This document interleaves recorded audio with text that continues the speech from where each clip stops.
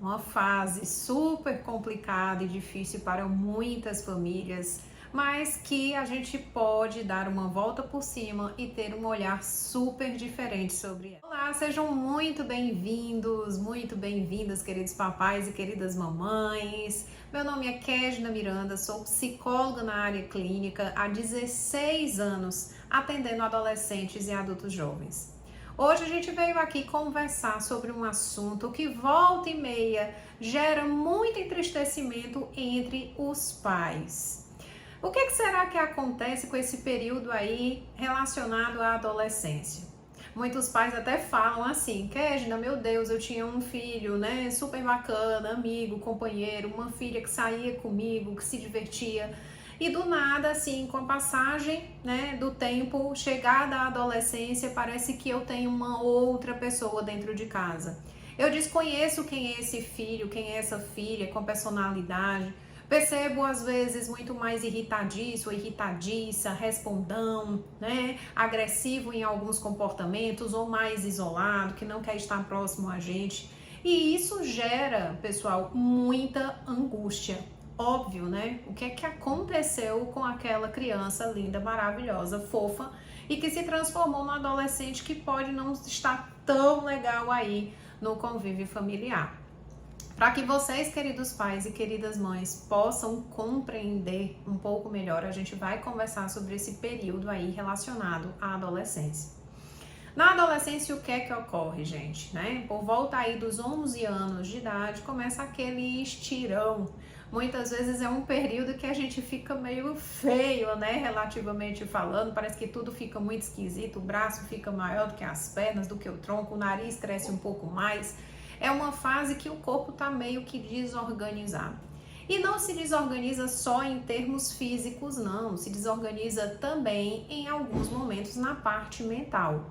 Porque é justamente nesse período, por exemplo, que as meninas elas têm a primeira menarca, ou seja, dessa menstruação. Os meninos começam também a se desenvolver na área da sexualidade, né? O pênis começa a crescer de tamanho, começa a ter os pelinhos lá embaixo, muita coisa vai acontecendo. Começam a ter também as primeiras paquerinhas, as mudanças comportamentais, deixam de ser tão bebês assim, né? Na vida ali social, no ambiente social, querem estar mais próximo dos amigos e desejam muito esse vínculo, esse pertencimento ao grupo, ele se torna extremamente importante e vão, de certa forma, assim, preterindo, né, ou deixando um pouco mais de lado os pais e familiares. E isso, gente, vai gerando, óbvio que gera uma certa angústia, uma certa inquietação nos pais, porque já vinham aí acostumados com aquela criança, né? Aquela criança que estava muito envolta no ambiente familiar. É importante, queridos pais, que vocês entendam que não é que esse jovem ele deixou de gostar de vocês do nada, que vocês se tornaram péssimos pais, não. Isso é um processo natural do desenvolvimento, né? Graças a Deus eu posso dizer até que isso é divino. A gente vai desenvolvendo esse desejo de se tornar independente dos nossos pais, que é uma necessidade interna aí, de certa forma, de você ter o seu próprio ambiente, buscar a sua independência, certo? Porque o ser humano, de certa forma, é o único animal que depende por muito mais tempo das figuras parentais. E é justamente nesse período de transição que a gente vai elaborando esse processo de se tornar mais independente. Então, ao invés de você estar se sentindo aí triste, angustiado, chateado, até mesmo amedrontado, nossa, será que meu filho mudou de personalidade? Será que eu me tornei uma péssima mãe, um péssimo pai? Não vai criando essas caraminholas aí na tua cabeça, não, pelo amor de Deus, tá? Isso é mais do que normal, isso é a prova de que seu filho é normal e ele está no processo de desenvolvimento da própria personalidade, se tornando aí mais resiliente, querendo mesmo desbravar o mundo. Agora tem um ponto que é extremamente importante que vocês saibam, certo? Muitos pais chegam assim, nossa, como é que esse menino, essa menina, olha o tamanho, já tem um corpo de mulher, já tem um corpo de homem e se comporta de maneira tão infantil? Por exemplo, as rixas e briguinhas que tem dentro de casa com os irmãos, se tiver, ou bater de frente com o pai e com a mãe, ou, por exemplo, não querer arrumar o próprio quarto, ou ser muito desorganizado, né? Faltar essa habilidade aí em saber lidar, por exemplo, com horários, com regras, com organização de uma maneira geral. Muitos pais até se questionam, nossa, se é falta de disciplina, é falta de respeito, o que é que está havendo? E eu vou explicar para vocês. Na realidade, gente, o que está acontecendo é uma imaturidade cerebral. Sabe essa regiãozinha vermelhinha, laranjinha aqui, né? Da frente do nosso cérebro? É como se o nosso cérebro estivesse aqui, ó. Tá certo? Essa regiãozinha vermelha, ela está aqui atrás da nossa testa. Ela é responsável pela nossa organização, pela nossa racionalização, pela estratégia, pelo controle de impulsos, que é a região pré-frontal do nosso cérebro. Ela, gente, ela só vai ficar madura 100%, isso já comprovado, certo? Neurobiologicamente, ela só vai ficar pronta aos 25 anos de idade. Então, ou seja, o que quer dizer? Eu posso ter uma adolescente com corpo de adulto, com alguns comportamentos de adulto, mas apresentar algumas características de imaturidade. Por quê? Porque existe uma imaturidade cerebral. Esse cérebro ainda é um bebê, ele está em processo de desenvolvimento. E vai precisar de muita resiliência e paciência por parte dos pais. Tá? Porque muitas vezes assim, olha, Kedna, pelo amor de Deus, olha a foto deste quarto, será possível? Tanto que eu falo e não segue regra, não se disciplina. Por que comete tantos erros? Por que age de maneira impulsiva? Por que fez essas coisas assim de uma maneira tão impensada, agindo muito pela emoção? Justamente pela imaturidade cerebral. A falta de controle, por exemplo, sobre os impulsos, agir de uma maneira muito reativa, ou às vezes até com muita raiva, muito ímpeto ali nas respostas, e imaturidade cerebral. Então, assim, a adolescência, ela realmente não é uma fase fácil. Não é fácil para quem vive e não é fácil também para quem convive com um adolescente. Em especial nos dias de hoje, né, gente? Bota aí há 20, 30 anos atrás, a gente não tinha tanta interferência das mídias digitais como nós temos hoje.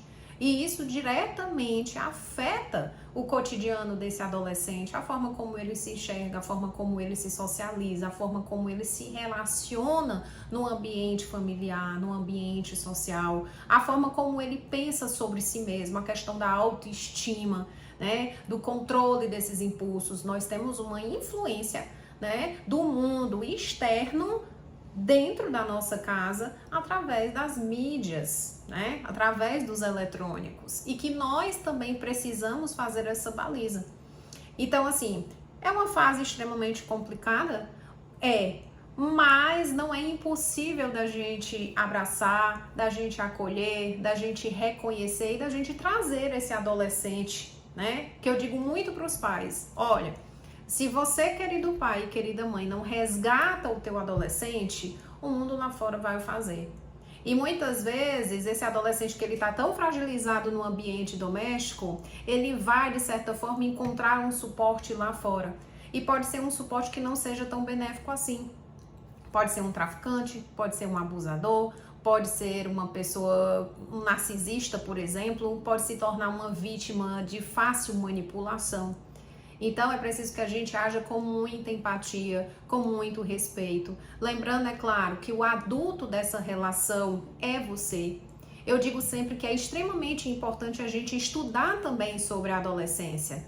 Eu vejo muitas informações sobre a infância, sobre como os pais devem agir com as crianças, mas é muito pouco o material e são pouquíssimos também os profissionais que trabalham com esse público e que é uma demanda muito grande cá para nós, tá? Não vou levar, por exemplo, um adolescente para um psicólogo infantil, ele já não é mais criança, eu preciso levar o adolescente para um psicólogo de jovens, um psicólogo de adolescentes. Eu não vou mais levar um adolescente para um pediatra, eu vou levar para um ebiatra que vai tratá-lo nas suas reais necessidades. Então, entender essas mudanças são extremamente necessárias se a gente quiser uma formação de vínculo. Então, querido pai, querida mãe, a dica que eu dou: estuda sobre a adolescência, estuda sobre o cérebro do adolescente, certo? Conversa mais com os seus filhos, evita determinados embates ou evita também querer impor o teu ponto de vista para o teu adolescente. Escuta mais. A grande problemática dos pais que eu vejo muito aqui no consultório é uma dificuldade de escutar. Há muita fala, muita mesmo, muita reclamação, muita imposição e pouca escuta frente às necessidades desse jovem. Certo? Sem menosprezar, sem diminuir essas necessidades, sem ridicularizar também pelas suas dificuldades ou comportamentos inadequados. A gente precisa ter muita empatia com os nossos jovens, para que a gente consiga esse resgate, esse acolhimento, para que ele não fique voltado para o mundo dos eletrônicos ou fechado no quarto, longe de vocês. Lembrem-se, faça até uma análise da sua vida. Eu aposto que você tem memórias muito significativas dos teus 15 anos, dos teus 16 anos, da tua socialização, da época da tua escola. Mas se eu perguntar memórias tuas de 3 anos de idade, você vai ter bem mais dificuldade em rememorá-las. Por isso, que tal deixar memórias extremamente positivas na vida do teu adolescente? Eu deixo essas dicas aqui para vocês. Espero que esse vídeo tenha te ajudado de alguma forma. Vou procurar estar gravando muito mais vídeos informativos por aqui no YouTube, certo? Se você não me acompanha nas outras redes, me acompanha, estou no Instagram, estou no TikTok, nas outras redes sociais. E qualquer dúvida vocês podem perguntar por aqui que eu terei o maior prazer em respondê-los. Um beijo grande e até o nosso próximo vídeo psicoeducativo por aqui no canal. Tchau, tchau!